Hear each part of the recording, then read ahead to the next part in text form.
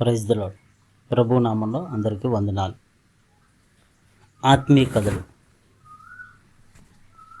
ఒక మంచు ప్రదేశంలో ఒక చిన్న గ్రామం ఉంది. ఆ గ్రామం చుట్టుపక్కల కొన్ని ప్రాణాంతకమైన జంతువులు, ఎలుగుబంట్లు ఉండేవి. ఆ ఎలుగుబంటులకి ఆకలి వేసినప్పుడు ఆ గ్రామం మీద పడి అక్కడున్న పశువుల్ని, చిన్న చిన్న పిల్లల్ని తీసుకొని వెళ్ళిపోయాయి. ఆ పశువులు, ఆ చిన్న బిడ్డలు వాటి ఆకలికి బలైపోయేవాళ్ళు. కాబట్టి అక్కడున్న గ్రామస్తులు వాటి నుంచి తప్పించుకోవడానికి అనేకమైన ప్రయత్నాలు చేసినప్పటికీ అవి విఫలమైపోతూ ఉండేవి. ఏదో ఒక రీతిగా అవి వచ్చి, ఎలుగుబంట్లు వచ్చి వాటికి ఆకలి వేసినప్పుడల్లా వచ్చి ఆ విధంగా చిన్న బిడ్డలను, కొన్ని చిన్న చిన్న పశువుల్ని తీసుకొని వెళ్ళిపోతూ ఉండేవి. వాటి నుంచి తప్పించుకోవడానికి అనేకమైన ప్రయత్నాలు చేయుచుండగా అక్కడున్న గ్రామస్తులకి ఒక ఆలోచన వచ్చింది. ఏంటి ఆ ఆలోచన అంటే, ఒక విషం తీసుకొని ఆ విషాన్ని రక్తంతో కలిపి, కొంత జంతువుల యొక్క రక్తం సేకరించి ఆ రక్తాన్ని, విషాన్ని కలిపి చిన్న చిన్న కత్తులకి పూసి, ఆ కత్తులు అవి వచ్చే మార్గంలో అక్కడక్కడ దారిలో పెట్టేవాళ్ళు. ఆ ఎలుగుబంటులు ఆ కత్తులను చూచినప్పుడు ఆ కత్తులకున్న విషంతో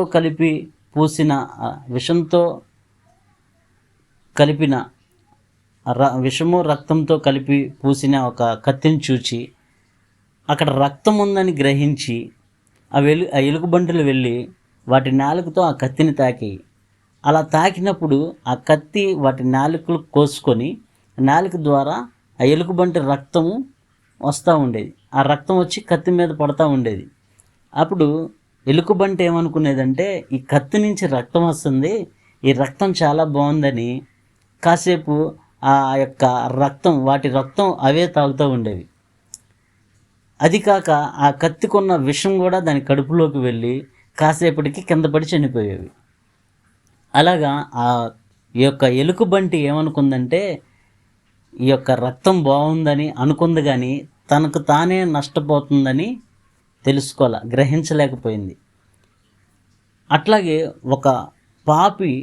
ఒక మానవుడు పాపం చేస్తూ పాపంలో సంతోషం ఉందని చేసిన పాపాన్నే మరలా చేస్తూ పాపానికి వ్యసనం అయిపోయి, అంటే పాపంలోనే జీవిస్తూ, ఆ పాపంలో జీవిస్తుండగానే చివరికి ఆ పాపంలోనే మరణిస్తూ నరకానికి పాత్రులైపోతున్నారు.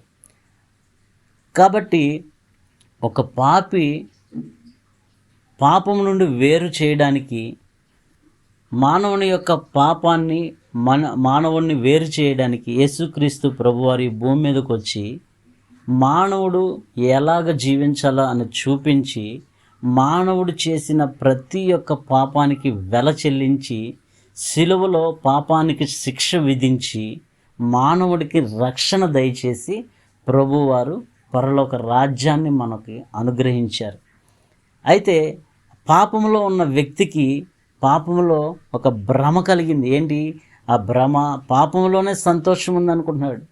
ఒక మానవుడు ఈ లోకంలోనే సంతోషం అనుకుంటున్నాడు. కాబట్టి ఏ వ్యక్తి అయితే పాపంలో ఉన్నాడో, ఏ వ్యక్తి అయితే పాపాన్ని వేరవ్వాలని అనుకుంటున్నాడో, ఆ వ్యక్తి పరలోక రాజ్యం చేరాలంటే ప్రభువుని నమ్ముకొని పాపాన్ని విడిచిపెట్టగలిగితే ఆ వారికి దేవుడు నిత్య జీవం అనుగ్రహించడానికి దేవుడు సిద్ధంగా ఉన్నాడు.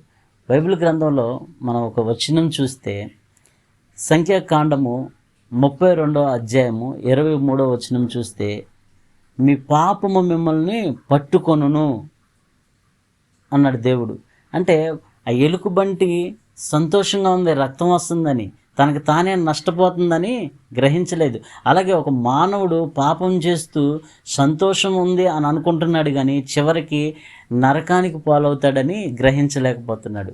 ఒక వ్యక్తి పాపంలోనే మరణించడం దేవునికి ఇష్టం లేదు. కాబట్టి ఒక మానవుణ్ణి రక్షించడానికి సిలువలో ప్రభువారు చనిపోయి 3వ రోజున తిరిగి లేచి మనకి పరలోక రాజ్యాన్ని అనుగ్రహించాడు. కాబట్టి ఏ వ్యక్తి అయితే పాపాన్ని విడిచి ప్రభువుని నమ్ముకుంటాడో ఆ వ్యక్తికి దేవుడు నిత్య జీవం అనుగ్రహించాడు.